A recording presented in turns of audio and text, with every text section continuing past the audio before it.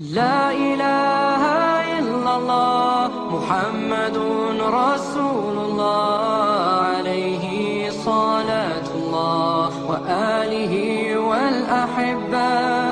لا إله إلا الله محمد رسول الله عليه صلاة الله وآله والأحبة.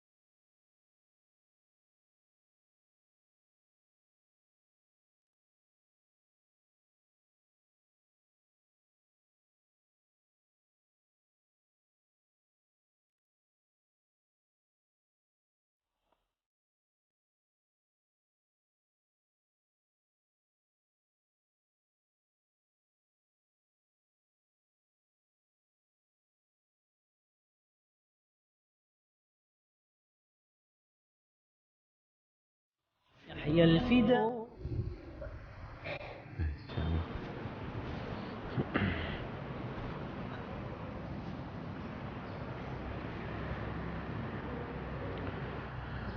بسم الله الرحمن الرحيم. السلام عليكم ورحمة الله وبركاته. الحمد لله والصلاة والسلام على رسول الله صلى الله عليه وسلم. لا حول ولا قوة إلا بالله.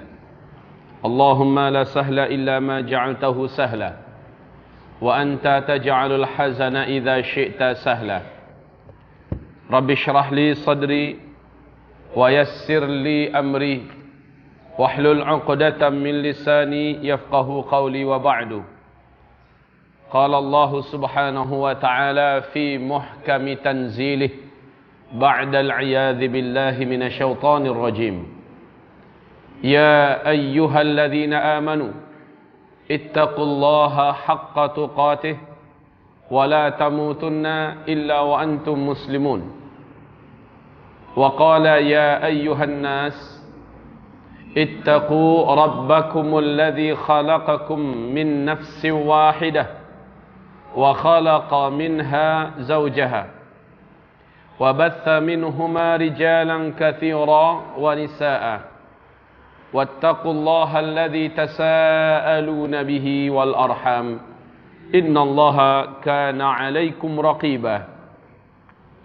وقال: يا أيها الذين آمنوا اتقوا الله وقولوا قولا سديدا يصلح لكم أعمالكم ويغفر لكم ذنوبكم ومن يطع الله ورسوله فقد فاز فوزا عظيما. اللهم ارحمنا بالقرآن. وقال النبي صلى الله عليه وسلم: ألا inni qad ji'tukum biha bayda'a naqiyyah lailuha kanahariha la yazighu anha ba'da dhalika ila halik amma ba'du. Ma'asyiral muslimin, saat Nabiullah Muhammad sallallahu alaihi wasallam sedang berkumpul di tengah-tengah para sahabatnya, beliau berkata, bu'ithtu ana wa baina yadayi sa'ah kahatain, aku ini diutus menjelang antara aku dengan kiamat jaraknya hanya seperti ini, kata Nabi. Jari tengah dengan jari telunjuknya diarahkan ke langit dan direnggangkan sedikit. Kemudian Rasulullah berkata di hadis yang lain, manakala aku telah terutus sebagai seorang nabi dan rasul, malaikat Israfil memasukkan ke dalam mulutnya pangkal trompet sangkakala. Kedua bola matanya melirik tiap sebentar ke arah Arasy, menunggu aba-aba kapan ini ditiup. Dengan pernyataan seperti ini, akhirnya para sahabat sangat yakin bahwa akhir zaman adalah mereka isinya, kiamat sudah sangat dekat. Oleh karena itu, banyak kita dapatkan riwayat-riwayat di mana para sahabat sampai meyakini kejadian tanda besar kiamat akan mereka temui. Dan Nabi tidak menyalahkan dan tidak membantah keyakinan mereka tersebut. Seperti Umar bin Khattab percaya betul Ibnu Sayyad yang punya kemampuan berpindah dari satu batang pohon kurma ke batang pohon kurma yang lain dengan kecepatan yang sangat cepat. Zep, zep, zep, zep. Apa kata Umar? Ya Rasulullah, ciri-cirinya mirip dengan Dajjal dan dia punya kemampuan yang orang biasa tidak punya. Saya yakin itu adalah Dajjal. Izinkan saya Rasulullah. Ente mau ngapain, kata Nabi. Umar langsung menghunus pedangnya. Aku ingin membunuhnya. Kata Rasulullah, hai Umar, jika itu adalah Dajjal, kamu tak akan mampu membunuhnya. Tidak ada sesiapapun di bumi ini yang mampu membunuh Dajjal. Karena Dajjal adalah jatahnya Nabi Isa. Hanya Isa yang mampu mengatasi dan membunuh Dajjal. Dan kalau dia bukan Dajjal, apa untungnya bagimu untuk membunuhnya? Nabi tidak mengatakan, Umar, salah ente, Dajjal itu nanti, kamu gak akan ketemu dengan zaman itu. Gak kayak gitu Nabi mengatakan pada Umar. Tapi kata Rasulullah, hai Umar, jika dia Dajjal, kamu tidak akan mampu membunuhnya. Kalau dia bukan Dajjal, apa gunanya buat kamu untuk membunuhnya? Nabi membiarkan para sahabat memiliki keyakinan bahwa kiamat akan terjadi di masa mereka dan sangat dekat masanya. Begitu juga Abdullah bin Abbas, di mana dia sangat yakin ketika Rasulullah sudah meninggal. Satu malaman dia tidak bisa tidur. Kemudian besoknya bertemu dengan Ibnu Abi Mulaikah, salah seorang muridnya, berkata, semalaman saya tidak bisa tidur karena sahabat-sahabat kita sudah melihat meteor di atas langit. Itu pertanda besok terjadi dukhan. Padahal dukhan juga tanda besar kiamat. Kenapa para sahabat memiliki keyakinan-keyakinan demikian? Karena sekali lagi Rasul mengisyaratkan sangat dekatnya kiamat. Dan juga ada ayat, yakni surat Al-Anbiya ayat 1. Iqtaraba lin-nasi hisabuhum wa hum fi ghaflatin mu'ridun. Allahumma arhamna bil Quran wa sadaqallahu azim. Sangat dekat kiamat itu terjadi, sementara manusia yang hidup saat ini masih lalai lagi berpaling. Ayat-ayat menekankan betapa dekatnya kiamat. Iqtarabatis sa'ah wan syaqqal qamar. Kiamat sudah sangat dekat dan bulan telah terbelah. Makin yakin para sahabat. Nah, di dalam hadis sahih Imam Muslim, Umar bin Khattab bercerita, bainama nahnu julus indan Nabi sallallahu alaihi wasallam, saat kami sedang duduk-duduk mengelilingi Nabi Muhammad, idh tala'a alaina, tiba-tiba muncul ke tengah-tengah kami rajulun, seorang lelaki, syadidu bayadith thiyab, sangat putih baju jubahnya, syadidu sawadi sya'b, sangat hitam lebat ikal, rapi rambutnya, la yura alaihi atharus safar, Tidak nampak sedikit pun bahwa orang ini baru saja menempuh safar dan perjalanan yang jauh dan melelahkan. Bersih banget. Wala ya'rifuhu ahadun minna. Seorang pun dari kalangan kami tidak kenal dengan laki-laki ini. Tanda-tanda safar nggak nampak. Kalau dulu kan nggak ada mobil, nggak ada pesawat, tapi wajah lelah juga nggak nampak. Bersih sekali.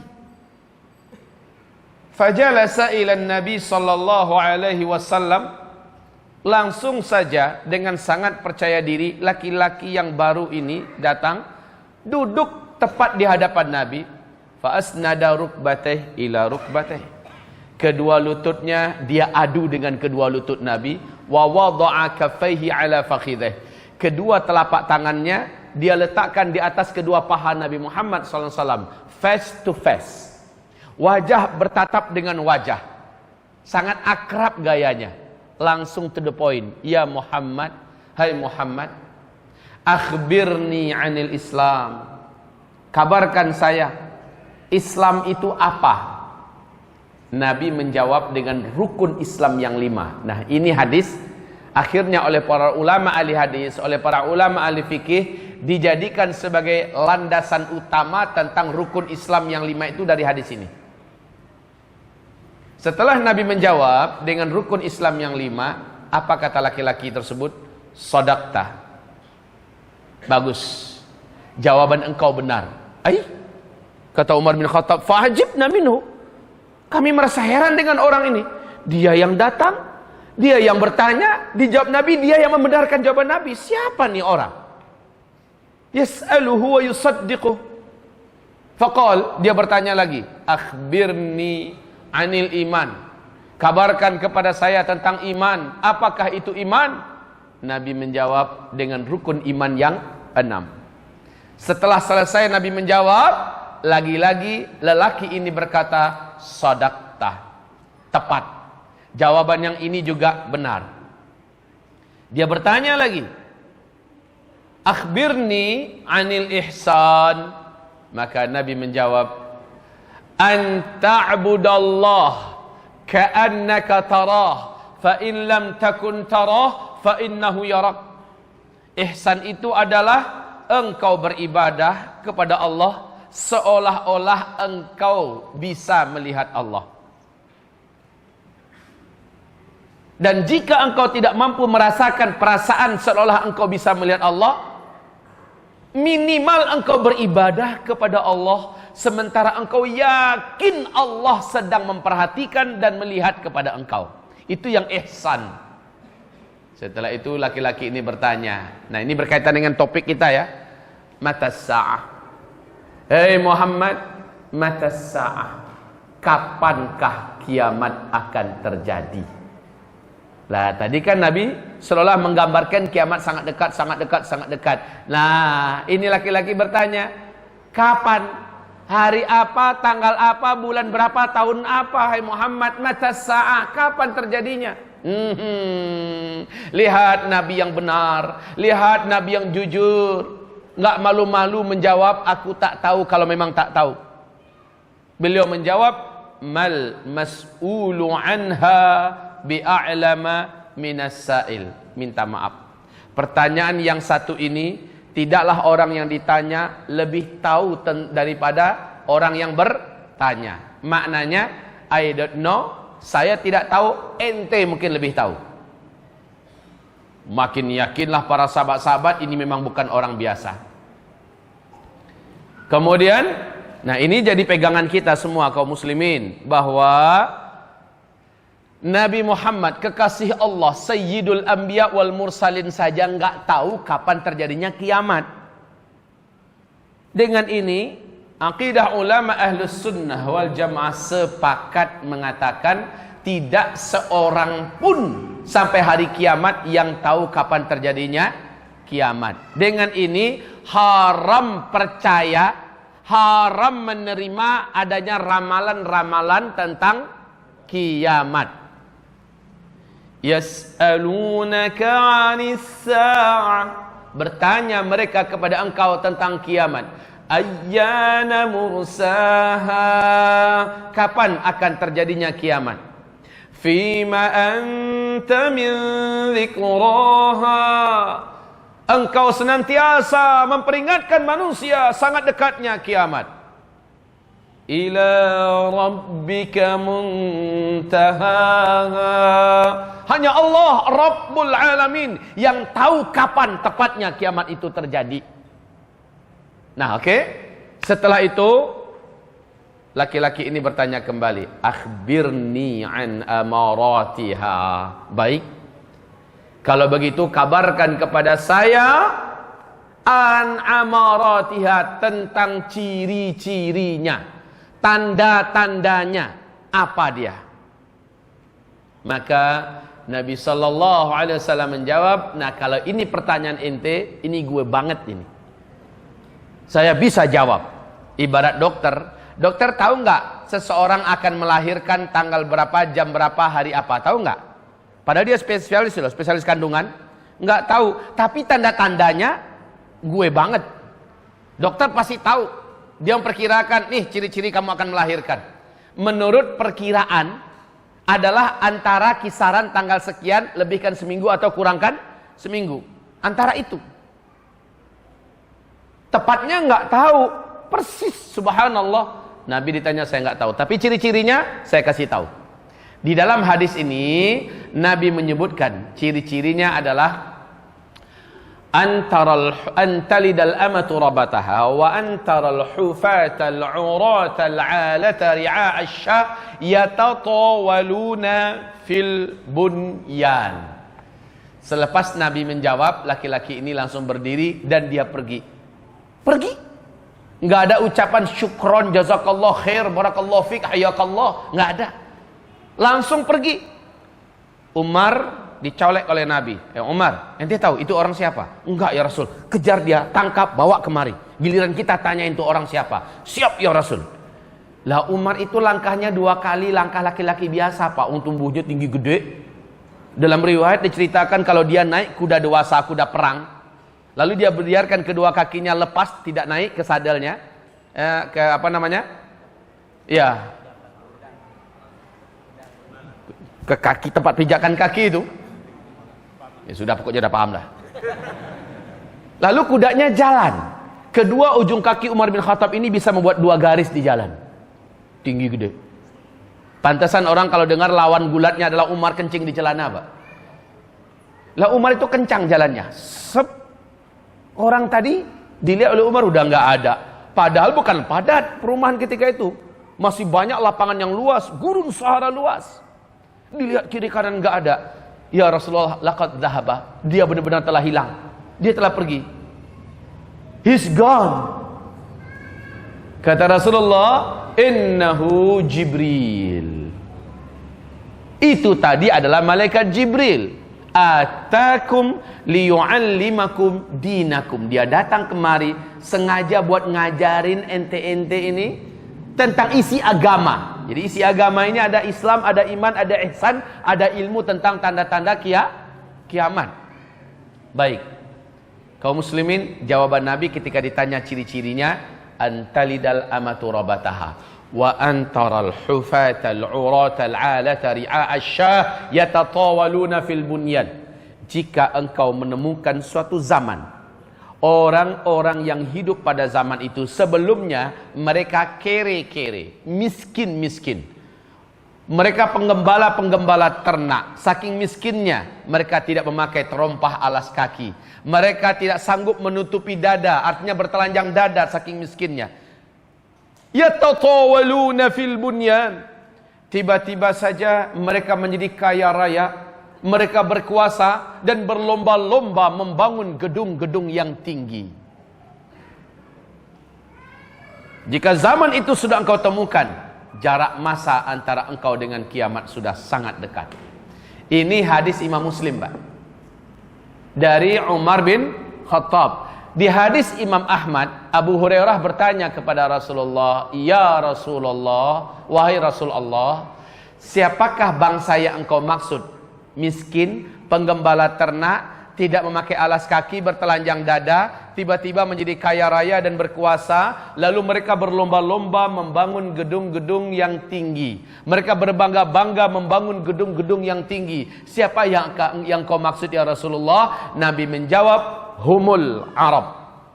Mereka adalah bangsa Arab. Jelas. Yuk kita lihat hadis ini dengan realitas sekarang. Arab sebelum pecah menjadi 7 negara, nama besarnya dulu adalah Jazirah Arab. Ya. Sebelum minyak bumi ditemukan, keadaan Jazirah Arab memang miskin, Pak. Negeri yang tandus gersang, gurun Sahara yang luas, seperti tak punya masa depan dan tak punya harapan untuk dapat dibanggakan apa-apa dalam kehidupan. Tapi ketika minyak bumi ditemukan, mereka pun berubah menjadi negeri petrodolar. Masing-masing mendirikan negara sendiri-sendiri. Arab Saudi, Kuwait, Qatar, Uni Emirat Arab, Bahrain, Oman, Yaman. Dan lihat apa yang mereka buat. Subhanallah, berlomba-lomba kota-kota besar mereka membangun gedung-gedung yang tinggi. Silakan Bapak lihat saja di sekitar Masjidil Haram apa yang dibuat oleh kerajaan Arab Saudi. La haula wala quwata illa billah. Kalah bukit-bukit yang ada Pak tingginya. Dari kejauhan 25 km udah nampak jam besarnya itu. Coba perhatikan sekitar Masjid Nabawi. Apa yang dibuat oleh kerajaan Arab Saudi. Tenggelam Masjid Nabawi Pak. Dikelilingi oleh hotel-hotel bintang 5 yang megah-megah, mewah-mewah. Silakan ke Riyadh. Di masa gubernurnya adalah Pangeran Salman. Ya Allah, kemajuan yang sangat pesat. Disulap Riyadh menjadi kota metropolitan ala dan sekelas dengan kota-kota besar Eropa. Gedung-gedungnya tinggi pencakar langit. Silakan ke Jeddah, persimpangan Timur Tengah, tempat pusat perdagangan Timur Tengah. Lihat apa yang dibuat di Jeddah, di tepi laut. La haula wala quwata illa billah. Silakan Bapak melihat ke negeri tetangganya. Kota seperti kota besar Kuwait. La ilaha illallah. Mewah-mewah gedung-gedung yang tinggi. Lihat ke Dubai Pak. Lihat Abu Dhabi, Ibu Dubai. Bahkan di Dubai berdiri gedung tertinggi di dunia saat ini. Tingginya 828 meter. Disebut dengan Burj Khalifah. Apakah sudah selesai perlombaan membangun gedung-gedung yang tinggi? Belum. Sekarang di Jeddah masuk tahun ke-6 sedang dibangun gedung yang akan mengalahkan gedung tertinggi di dunia yang ada di Dubai. Burj Khalifah itu akan dikalahkan. Di Jeddah, di tepi Laut Merah. Yang punya proyek adalah orang terkaya nomor 5 di dunia, Pangeran Al-Walid bin Talal. Biayanya akan menghabiskan lebih dari 124 triliun. Ketinggian gedung itu adalah 1,2 kilometer. Yatatawaluna fil bunyan. Diperkirakan selesai 2018. Berlomba-lomba membangun gedung-gedung yang tinggi. Awas. Dari hadis ini Nabi mengatakan jika zaman itu sudah engkau temukan, maka tunggulah sangat dekatnya kehancuran alam semesta. Selesai. Padahal zaman ini enggak para sahabat yang menemukan zamannya, tapi kita, tapi sahabat yakin itu akan terjadi di zaman mereka, sehingga dampaknya positif bagi hidup mereka Pak. Mereka maksimal dalam hidup ini untuk menyembah Allah. Mereka maksimal dalam hidup ini mempertahankan kejujuran dan amanah dalam pekerjaan. Mereka maksimal dalam hidup ini berjuang, berinfak dan berkorban untuk agama Allah. Mereka maksimal dalam hidup ini untuk segala-galanya adalah untuk Allah. Itu akibatnya yang terjadi ketika mereka meyakini sangat dekatnya kiamat. Karena Nabi melarang dan jangan sampai mereka putus asa dari hidup dan menganggap hidup ini tidak berguna. Baik, kita lanjutkan. Ini yang pertama ya, sangat dekatnya kita. Yang kedua adalah hadis dari riwayat Imam Ahmad berikut ini. Dinyatakan kesahihannya oleh Syekh Ahmad Syakir, seorang ulama, pakar dan ahli hadis tingkat dunia, menyatakan kesahihan hadis Imam Ahmad berikut ini tentang 5 fase sejarah yang akan dijalani dan dilalui oleh umat Islam di muka bumi ini. 5 fase sejarah ini, apa kata Rasulullah? Sejak aku ini diutus sebagai Nabi dan Rasul, sampai seluruh umatku di muka bumi, orang Islam, orang beriman, habis serentak seluruhnya. Kalian, jadi ada spidol, boleh saya menulis? Ya.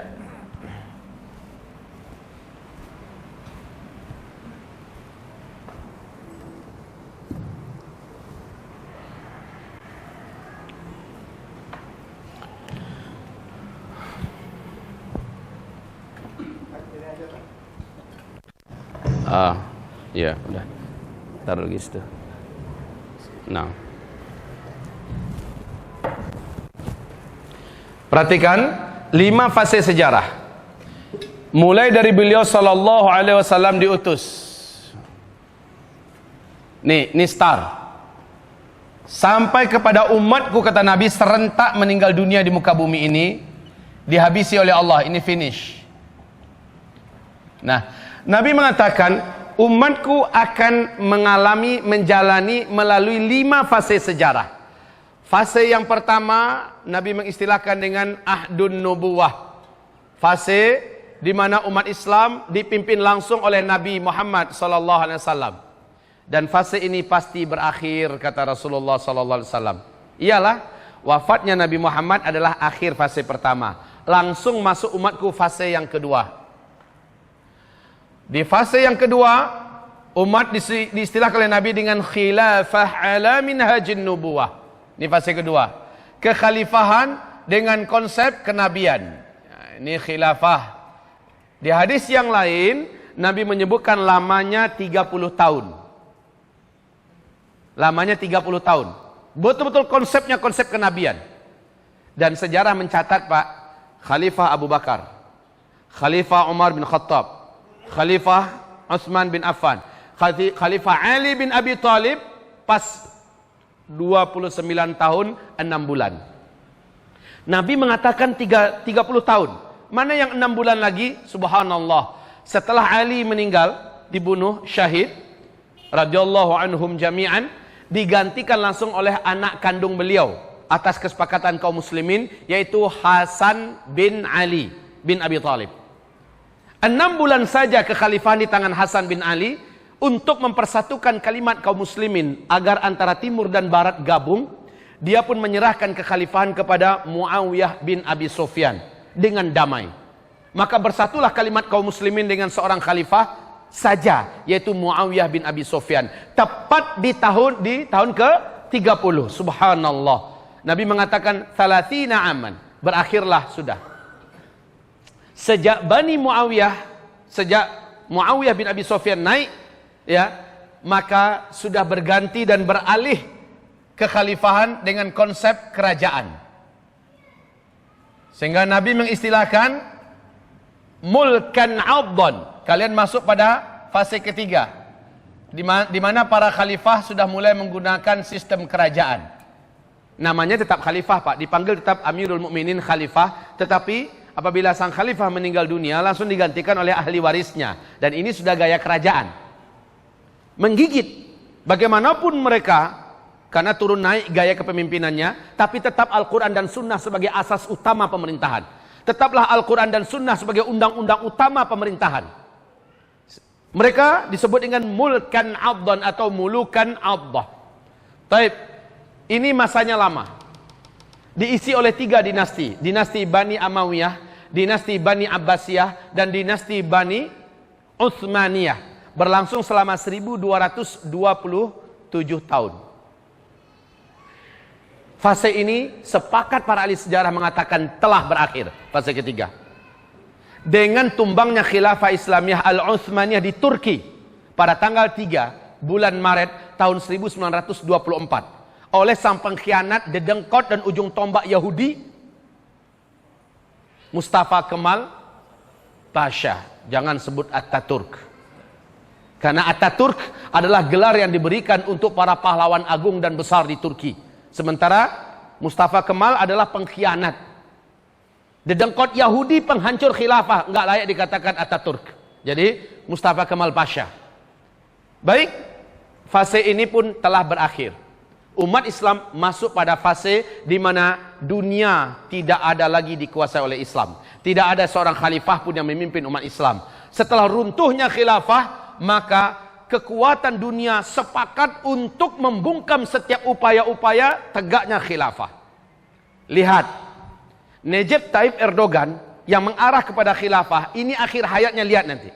Kita sayang dengannya, kita cinta kepadanya, kita doakan beliau. Di tangannya Islam mulai bersemi, di tangannya Islam mulai harum, di tangannya gagah wibawa Islam. Tetapi orang semacam beliau ditargetkan untuk dibunuh. Karena ini bukan zaman khilafah. Tapi upaya untuk mendirikan khilafah adalah wajib untuk umat ini. Ya. Selanjutnya kaum muslimin, saya buat besar karena banyak yang akan saya bedah di sini nanti. Kaum muslimin, ini fase keempat. Nabi mengistilahkan fase ini dengan fase kediktatoran. Ya. Fase kediktatoran. Pada fase ini keadaan Islam dan kaum muslimin benar-benar jadi bulan-bulanan. Habis-habisan keadaan umat Islam. Rasakan aja sekarang, Pak. Gimana rasanya jadi orang Islam? Bukan dianak tirikan lagi, tapi diperbudak. Di negeri sendiri kita tidak mampu ngapa-ngapain. Yang dibela selalu minoritas, yang dihinakan selalu mayoritas, yang difitnah selalu kita.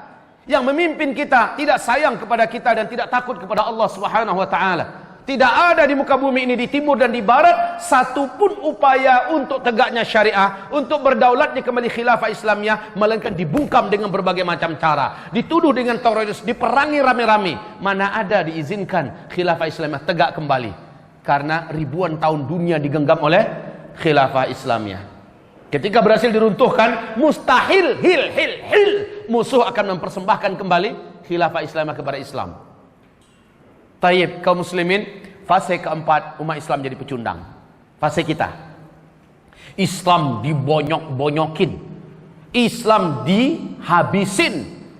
Yuriduna liyutfi'u nurallah biafwahihim wallahu mutimmu nuri walau karihal kafirun. Mereka bersatu ingin memadamkan cahaya Allah, tetapi semakin mereka berusaha memadamkan cahaya Allah, semakin Allah jadikan cahaya itu semakin terang. Makin kuat mereka menggencat Islam, makin dekat Islam itu kembali kepada kejayaannya. Dan kita sekarang ini hampir sampai ke titik nadir disiksa, dianiaya, dizalimi. Sebentar lagi kaum muslimin, bukan hanya Timur Tengah yang babak belur, sampai ke Indonesia. Secara ekonomi kita sudah dijajah. Sejarah politik kita sudah diinjak-injak. Kita tidak punya harga diri dan wibawa, bukan hanya di Indonesia, tapi seluruh dunia. Umat Islam betul-betul tidak punya harga tawar sedikit pun. Nyawa orang Islam pada fase keempat ini tidak berharga, betul tidak? Kalau kita mati dibunuh ratusan ribuan, dunia bungkam. Tidak ada media yang mau menceritakannya.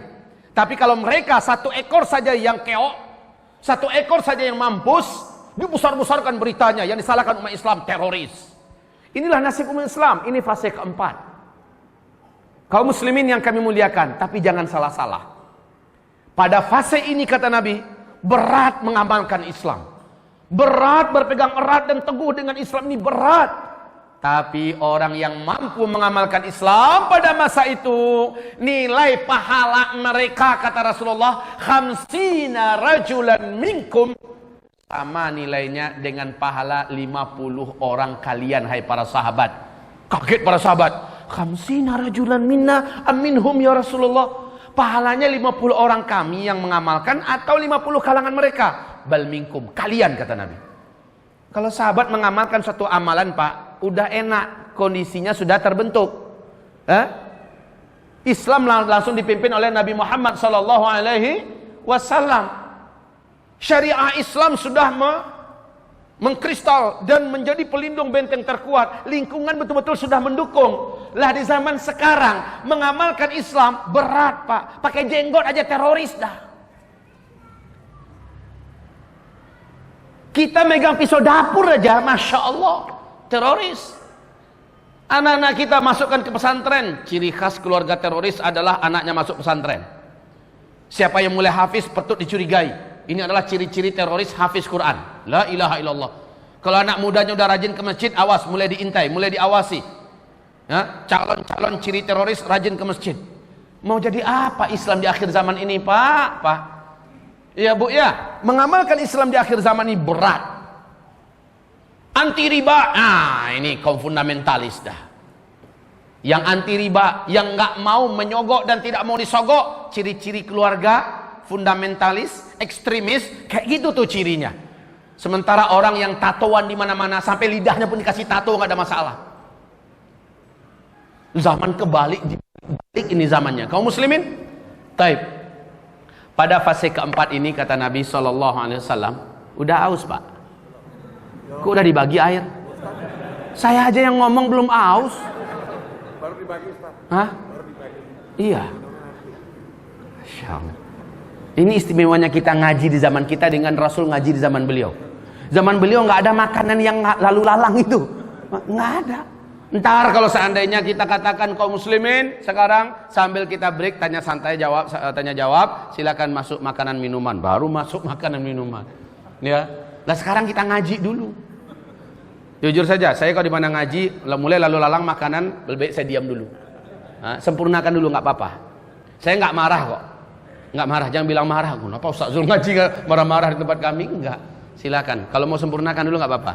Mau sempurnakan dulu. Saya kasih break 3 menit atau 5 menit.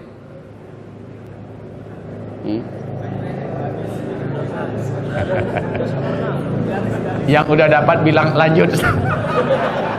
Yang belum dapat bilang enak aja di depan bilang lanjut. Baik kaum muslimin, kita lanjut sedikit ya. Sampai di mana kita tadi? Kita masih membicarakan fase keempat. Dan di sini Rasul mengatakan la ya'ti 'alan nasi qaum illa alladhi ba'dahu syarrun minhu hatta talqaw rabbakum. Akan datang nanti pada suatu zaman, zamannya adalah zaman fase keempat ini ya. Akan datang nanti pada satu zaman pada umatku orang-orang yang hidup pada masa itu. Orang yang hidup pada masa itu, hari-hari yang dia jalani lebih berat daripada hari-hari sebelumnya. Hari-hari yang nanti akan dihadapinya lebih berat daripada hari ini. Makin ke hadapan, makin ke depan, semakin berat keadaannya. Keadaan itu dalam segala hal pak. Keadaan beragama, keadaan moral, mental, akhlak, keadaan politik, keadaan ekonomi, ya, keadaan sosial, keadaan apapun makin ke depan makin jelek. Coba Bapak bandingkan, dibandingkan 20 tahun yang lalu, jelekkan yang mana dalam segala keadaan dibandingkan sekarang? Jauh sekarang, jangankan 20 tahun yang lalu enggak. Tahun yang lalu aja dibandingkan tahun sekarang. Di seluruh dunia, pemimpin dibandingkan pemimpin-pemimpin sebelumnya, makin kesininya makin jelek enggak? Seluruh dunia, seluruh dunia. Kita tidak tunjuk mana-mana negara, tapi seluruh dunia. Ustadz, itu Recep Tayyip Erdogan, Raja Salman, kan bagus-bagus itu. Oke, kaum muslimin, mereka juga nak lama lagi itu insyaallah taala mereka akan diambil oleh Allah. Tapi dimunculkan oleh Allah sebagai bukti, tuh ketika Islam yang pegang, coba lihat. Maka timbullah kerinduan umat untuk betul-betul kembali digenggam oleh khilafah Islamiyah setelah ada yang mampu membuktikan seperti Erdogan. Semoga Allah menjaganya. Kaum muslimin, hamba-hamba Allah yang kami muliakan, kita lanjut. Fase keempat, fase yang sangat berat. Eskalasinya terus naik tajam ke atas, tajam menuju fitnah yang makin hari makin berat.